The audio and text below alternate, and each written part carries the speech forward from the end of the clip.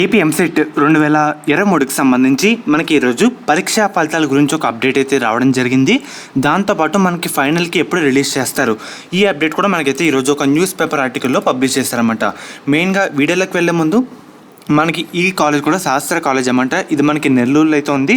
దీంట్లో మనకి B Pharmacy, PharmD, BSc nursing, physiotherapy ఈ కోర్సులు అయితే వీళ్ళు ప్రొవైడ్ చేస్తున్నారు. ఇది వచ్చేసరికి నెల్లూరులో బెస్ట్ కాలేజ్ అన్నమాట. ఒకసారి మీరు కౌన్సిలింగ్లో కూడా ఈ కాలేజ్ అయితే పెట్టడానికి అయితే ట్రై చేయండి. ఇంక లేట్ చేయకుండా వీడియోని అయితే స్టార్ట్ చేద్దాం. మెయిన్గా మీరు ఒకసారి స్క్రీన్ మీద చూస్తున్నారు కదా, మనకి ఈరోజు ఈనాడు న్యూస్ పేపర్లో ఈ ఆర్టికల్ అయితే పబ్లిష్ చేయడం జరిగింది. మెయిన్గా హెడ్లైన్ చూస్తున్నారు కదా, జూన్ 2వ వారంలో ఏపీ ఎంసెట్ ఫలితాలు.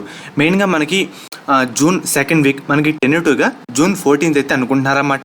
మనకి ఇంత లేట్ ఎందుకంటే మనకి సప్లిమెంటరీ పరీక్షా ఫలితాలు వచ్చిన తర్వాత కూడా ఆ డేటా ఎంటర్ చేస్తారు. దాంతోపాటు మనకి ఇదివరకు రీసెంట్గా డిక్లరేషన్ అని ఒక కాలం అయితే ఎనేబుల్ చేశారు కదా వెబ్సైట్లో కూడా, అది మొత్తం ఫిల్ చేసిన తర్వాత ఆ డేటా మొత్తాన్ని వెరిఫై చేసి మనకి పరీక్షా ఫలితాలు అయితే రిలీజ్ చేస్తారు. మనకి అబ్జెక్షన్లు నిన్నటితో కంప్లీట్ అయితే అవ్వడం జరిగింది. కంప్లీట్ అయిన తర్వాత మనకి ఫైనల్కి విషయానికి వస్తే కనుక మెయిన్గా ఇక్కడ చూస్తున్నారు కదా, ఫైనల్కి జూన్ 1వ తేదీన ప్రకటిస్తామని చెప్పారన్నమాట. అంటే మనకి రేపు అయితే ఫైనల్కి అయితే రావడం జరుగుతుంది.